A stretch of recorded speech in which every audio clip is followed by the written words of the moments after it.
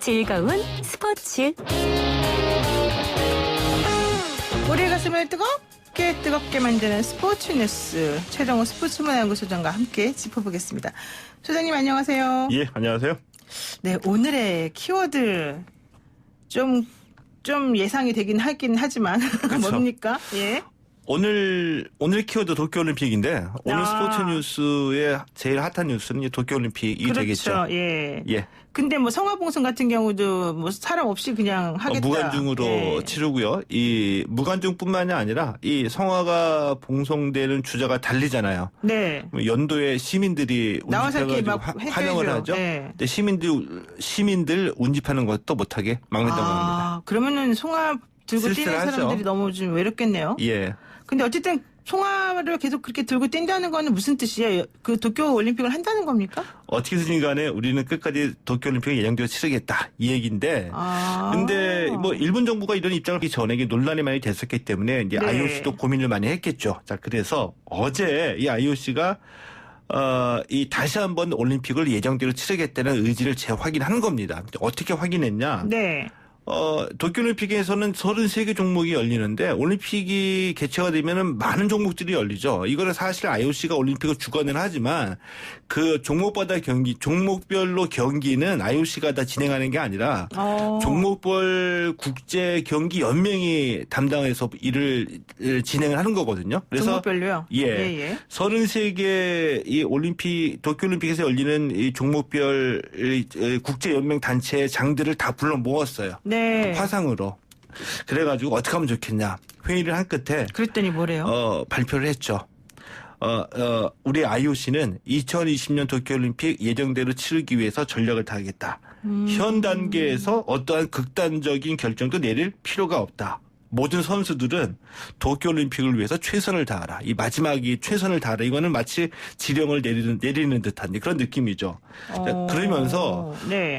이제 의문이 들죠. 준비에 차질을 빚고 있는 게 아니냐 의문이 드는데 그렇죠. IOC가 이와 관련해서는 또 현재 그 도쿄올림픽에 아무나 나가는 게 아니라 예선을 거쳐가지고 선수들이 출전하잖아요. 네. 출전할 선수들의 57% 정도가 이제 확정이 됐고 6월 30일 전까지 올림픽 출전 선수를 모두 확정을 지면은 올림픽은 우리가 치를 수 있다 이렇게 판단한다라고 얘기를 했습니다. 지금 올림픽이 원래 언제부터 언제까지예요? 7월 정확하게? 24일에 개막합니다. 그러면 언제 끝나요? 한 보름 정도 대회가 진행이 되죠. 그럼 한 8월 5일, 8월 10일 정도에 끝날 텐데. 예. 아니, 근데 이렇게 뭐 한다고 해도 결과적으로 예선이 좀 제대로 진행이 되고 또 관중이 와야지 되는 거 아니에요? 그렇죠. 근데 그러니까 일단은 이미 지금 IOC와 일본은 올림픽을 예정대로 치르겠다고 하지만 올림픽 준비에 심각한 차질은 빚어지고 있어요. 뭐냐 하면 네. 말씀하신 대로 예선을 거쳐야지 올림픽에 나갈 선수를 선발을 하는데 그렇죠. 예선이 전부 다 지금 연기되거나 취소가 된 겁니다. 네. 그리고 성화봉송도 외롭고 쓸쓸하게 달리고 있죠. 때문에 이 올림픽은 이미 심각한 차질을 빚다라고 하는데 어제 발표된 내용을 우리가 행간의 의미를 잘 찾아봐야 돼요. 행간의 의미가 또 있어요? 예. 그 뭐냐면 저는 어제 IOC가 발표한 성명서를 가장 간단하게 요약을 하면 네. 아직까지는 올림픽 개최까지 시간이 좀 남아있다. 그러니까 지금 연기나 취소할 때는 아니다. 저는 이렇게 해석합니다. 아니 근데 제가 이제 지금 찾아보니까 2020년 7월 24일부터 8월 9일까지 예. 일본 도쿄에서 올림픽이 열리는데 이게 확정이 돼야 되는 마지노선이 있을 거잖아요. 마지노선은 예를 들면은 이 IOC 헌장이나 어떤 그 규정에 마지노선이 있는 건 아니고 준비 과정상의 마지노선인데 저는 이제 그 준비 과정상 개최 과정에서 일본이 준비해야 될 것들을 가정해서 5월 말이라고 말씀을 드렸고요. 네. 근데 어제 이 IOC는 6월 말이라는 새로운 데드라인을 제시한 겁니다. 그러니까 올림픽 경기장을 짓고 숙박, 교통 등을 준비하고 이런 것들이 일본 내에서 준비를 하는 건데 이거는 5월 말인데 IOC 입장에서는 선수를 선발하고 경기가 제대로 진행될 수 있게 하기 위해서는 6월 30일까지 출전 선수가 확정 지으면 가능하다 이 얘기를 한 거거든요. 그러니까 IOC가 보는 일종의 데드라인은 6월 30일이라는 얘기죠. 그러네요. 지금 IOC가 그 17일 현지 시각으로 17일이니까 이제 우리 시각으로 오늘 새벽 정도 될 것 같은데 토마스 바흐 IOC 위원장 주재로 이 종목별 아까 말씀하신 국제경기연맹 대표자들하고 회의를 했다는 거예요. 화상 회의를. 그래서 지금 일단은 6월 30일 말씀하신 대로 선수 선발만 마치면 할 수 있다는 식으로 말은 했다고는 해요. 근데 그게 우리 스포츠적으로 표현을 하면은 네. 현재 스코어라고 저는 얘기를 하거든요. 아, 현재 스코어. 예를 들어가지고 이 코로나19 바이러스는 IOC가 통제할 수 있는 문제가 아니죠. IOC는 이제 지켜볼 수밖에 없는 겁니다. 그렇죠. 맞아요. WHO나 세계 각국의 네. 정부가 이 코로나19를 진정시키기 위해서 가진 노력을 다 하는 거고 이 상황을 보고도 결정을 하는 거거든요. 때문에 어제 IOC의 이 성명서 발표 그리고 어디 있었던 회의가 올림픽을 예정대로 개최한다는 최종적이고 절대 불변의 의사 결정은 그건 아니다. 아니라는 거죠. 상황이 좀 더 악화되면 또 모여가지고 그렇죠. 회의를 하게 될 수밖에 없는 거니까요. 그렇죠. 근데 또 지금 제일 걱정되는 사람들이 축구 선수들이 아닐까. 이분들이 사실 23살 미만의 사람들로 구성돼서 축구를 하지 않습니까? 예, 예. 그렇게 되면은 97년생들일 텐데. 올림픽 진출권을 획득하고도 올림픽을 안 하면 군대 가야 되잖아요. 이 금메달을 따야 되는데. 그래서 지금 이제 골치가 아픈 건데요. 김학범호가 그걸 제일 걱정한대요, 지금. 이 올림픽 축구는 나이 제한이 있죠. 네, 23세 이하 선수에 출전하는데 해가 바뀌게 되면 만약에 내년에 열리게 되면 이 올림픽 출전 티켓을 97년생들 못 가.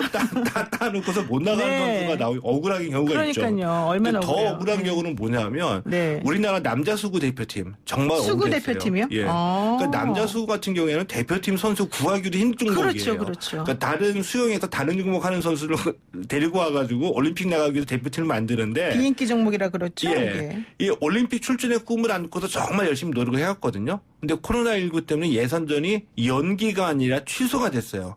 그러고서는 어머나. 올림픽 티켓을 누구한테 주느냐? 예선전을 취소해버리고 2018년 아시안게임 성적 순으로 주겠다. 성적 순으로요? 예. 그래서 2018년 아시안게임에서 우승했던 카자흐스탄이 도쿄올림픽 출전, 2위 일본은 개최국이니까 출전, 3위 중국은 최종 예선 출전, 5위 했던 우리나라는 그냥 탈락. 그래서 우리 수구 대표팀 같은 경우에는 네. 물에 발 한 번 담가보지 못하고 올림픽 꿈이 그냥 날아가 버린 거죠. 얼마나 억울합니까? 원래 딴 거 하던 애들을 데려다가 하던 사람들 데려다가 그거 시켰는데 못하는 거야 아무것도. 예. 그 야. 경기라도 한번 뛰어보고 올림픽에 못 나가게 되면은 억울하지도 않죠. 그렇죠. 그러니까 경기 한번 못 뛰어보고 물에 발 한 번 담가보지 못하고 이 올림픽 나갈 수 없게 된 건데 지금 이런 일들이 지금 올림픽 예선에서 계속 벌어지고 있는 거죠.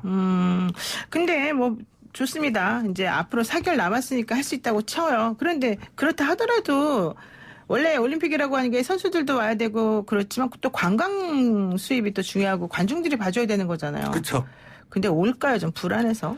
저는 그거는 아무도 모르고 코로나19에게 물어봐야 되는 건데. 코로나19한테 물어봐요. 예. 네. 왜냐하면은 뭐 5월, 6월, 7월이 되더라도 이 코로나19가 지금 상태가 유지가 된다고 한다면 관광객이 올 리가 없죠. 이제 진정이 돼야지 온다는 건데 그러니까 왜 그런 이제 경제적인 효과, 그 부가가치 창출 그리고 이것을 뛰어넘어서는 일본 내에서의 현 정부, 그러니까 아베 총리의 정치적인 그 지지를 좀 더 다지기 위해서 일본 입장에서는 이 올림픽을 꼭 붙잡고서 가능한 끝까지 가고 싶은 거죠. 그런데 아무리 그래도 5월, 6월 돼서 지금보다 상황이 개선되지 않으면 결국에는 연기가 되지 않을까 하는 것이 저의 예상입니다. 앞서 그렇죠. 말씀드렸던 대로 IOC의 어제 회의의 결과는 현재 스코어, 현재 시점에서 네. 괄호해 놓고 지금으로서는 이런 말이 빠져 있는 행간의 의미는 바로 그거라고 봅니다. 아, 지금으로서는 이런 말이 빠져 있는 거다. 예. 그러니까 어쨌든 간에 구체적인 날짜도 뭐 난리나 이런 얘기를 안 한 걸 보면은 어쨌든 연기나 취소될 가능성도 있는 건 있는 거다. 그리고 이 아베 총리의 이 도쿄올림픽을 예정대로 치르기 위한 노력들을 보면은 네. 눈물겨워요. 아, 왜요? 예를 들어가지고 트럼프 대통령이 언급했었죠. 이 무관중보다는 1년 뒤로 연기하는 것이 낫다. 이 얘기 네, 나오자마자 그렇게 말했잖아요. 이 네. 통화를 직접 1시간 가까이 했다 그래요. 그리고 난 다음에 이제 통화 내용을 기자들이 밝히는데 굉장히 그 뭐라고 할까요? 뭉뚱그려서 포괄적으로 얘기하는 지지할 것이다. 라는 식으로 해서 뭐 연기나 취소에 대한 논의들을 긴급하게 진화를 하고요. 네네. 그 다음에 또 이 G7 정상들하고 이 화상 전화 회의를 가지고 난 다음에 네. 이 일본 언론에 발표하기를 이 도쿄올림픽을 완전한 형태로 실현하는 것에 대해서 G7의 지지를 얻었다라고 얘기를 했거든요. 근데 이거를 이 문장의 의미를 곰곰이 뜯어보면 네. 제가 보기엔 굉장히 원칙적이고 기본적인 얘기예요. 그렇죠. 뭐 근데 사실. 이 얘기를 가지고 이 마치 이 서방 세계의 주요 국가의 정상들이 예정대로 이 7월에 하기 위해서 도와줄 것이다. 이런 식으로 이제 언론 풀이를 하고가 있죠. 그런데 중요한 것 중에 하나가 저는 이 코로나19가 G7 끝나고 정상 간의 그 전화 회의 끝나고 난 다음에 이 아베 총리가 얘기한 것을 보니까 아베 총리에게는 코로나19가 정말 위기이지만 기회가 될 수 있다라는 것을 새롭게 발견하게 됐습니다. 뭐냐면 이 전화를 하면서 이 아베 총리가 이 도쿄올림픽이 예정대로 치러져야지 된다라는 주장을 설득하기 위한 논리로 네. 우리는 지금 이 코로나19하고 전쟁을 치르고 있는 거다. 전 인류가. 용감하게 우리가 맞서 싸워야지 된다. 포기할 수가 없다. 네. 근데 도쿄올림픽을 연기하거나 취소하는 거는 코로나19와의 전쟁에서 우리가 패하는 거고 물러서게 되는 것이다. 이런 식으로 주장을 했다고 하거든요. 네. 근데 만약에 가정컨대 도쿄올림픽이 개막하기 직전에 이 코로나19가 진정이 되고 난 뒤에 도쿄올림픽이 예정대로 열리게 되면은 이 도쿄올림픽에는 새로운 의미가 부여가 되겠죠. 인류가 용감하게 맞서서 코로나19를 이기고 난 다음에 어떤 그 인류의 위대함이나 위대한 도전을 자축하는 행사로 치러질 수 있다는 얘기죠. 그럴 수도 있겠는데 제가 팍 드는 느낌이 우리 소장님이 아베를 좀 좋아하시는 게 아닌가 생각이 좀 갑자기. 좋아하는 게 아니라 상황이 그렇게 맞물려돼가지고 저는 지금까지 위기로만 봤는데 만약 진짜로 도쿄올림픽이 예정대로 치러지고 코로나19가 그 전에 진정이 되면 도쿄올림픽에 새로운 이런 의미가 부여가 될 수도 있다라는 점에서는 위기이지만 기회일 수도 있겠다는 생각이 새롭게 좀 들기도 했죠. 그러면 질문 하나 하겠습니다. 올림픽이 그동안에 많이 개최가 됐는데요. 혹시 취소된 적이 있어요? 취소된 적은 전쟁 때문에. 그러니까 하계올림픽 같은 경우에는 1916년 베를린 올림픽, 그리고 40년 도쿄올림픽, 44년 런던 올림픽이 각각 전부 다 이 전쟁 때문에 취소가 된 적이 있었죠. 그렇군요. 그러면 이제 그런 식으로 하게 되면 사실 그 돈을 들여서 올림픽을 준비했던 나라들은 손해 많이 보잖아요. 손해 많이 보죠. 일본도 30몇 조 손해라고 하더라고요. 일본 같은 경우에도 최소 자료마다 좀 차이가 나는데 이 올림픽을 개최하기 위해서 투자한 액수가 지금까지 최소 15조 원에서 최대 32조 원까지라고 얘기를 하고요. 그럼 만약에 올림픽이 취소가 돼서 개최하지 못하게 되면은 일본의 그 니코증권 보고서에 보면은 GDP의 1.4%포인트가 감소한다. 88조 원의 경제적 손실이 발생한다라고 얘기가 나왔고요. 이번 도쿄올림픽 같은 경우에 IOC가 도쿄올림픽을 개최하면서 얻게 되는 수익이 57억 달러 정도가 되거든요. 개최 못하면 이 돈을 모두 다 날리게 되는데. 그렇죠. 그러니까 IOC나 일본은 계속 붙잡고 하려고 하는 거겠죠. 근데 그래도 일단 보통 이제 올림픽을 하려는 나라에서는요. 보험을 들지 않습니까? 보험은 드는데 저는 그게 참 궁금했어요. 보험이 들었다고 하거든요. 이거 어떻게 이거를 그 보험금과 또 만약에 사고가 실제로 발생했을 경우에 그 보험 급여를 지급하는 게 어떻게 계상할 수 있을지, 이것도 실제로 해낼 수 있을지 저는 약간 좀 의문스럽기도 합니다.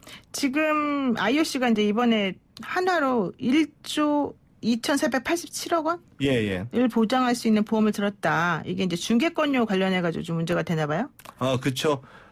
이 중개권료가, 도쿄올림픽 중개권료가 미국 내 독점방송 권한을 갖고 있는 MBC가 지급한 중개권료만 1조 8천억 원이 되거든요. 그러니까 이게 적지 않은 액수의 이 사업이기 때문에, 이 중개권 비즈니스이기 때문에 보험을 들기도 하는데, 그 경우에는 IOC가 올림픽을 개최하지 못했을 경우에 지급을 해야지 되겠죠. 지급을 하고요. 우리가 지금까지 얘기했던 것 중에서도 이 올림픽이 7월인데 이제 9월, 10월로 연기하기가 쉽지 않다고 얘기한 게 이제 올림픽 방송사의 그 콘텐츠 시청률 때문이거든요. 올림픽 중계방송사의 이 영향력이 얼마나 크냐 하면은 평창 동계올림픽 때 우리 피겨에서 남녀 싱글 경기를 아침 10시에 했거든요.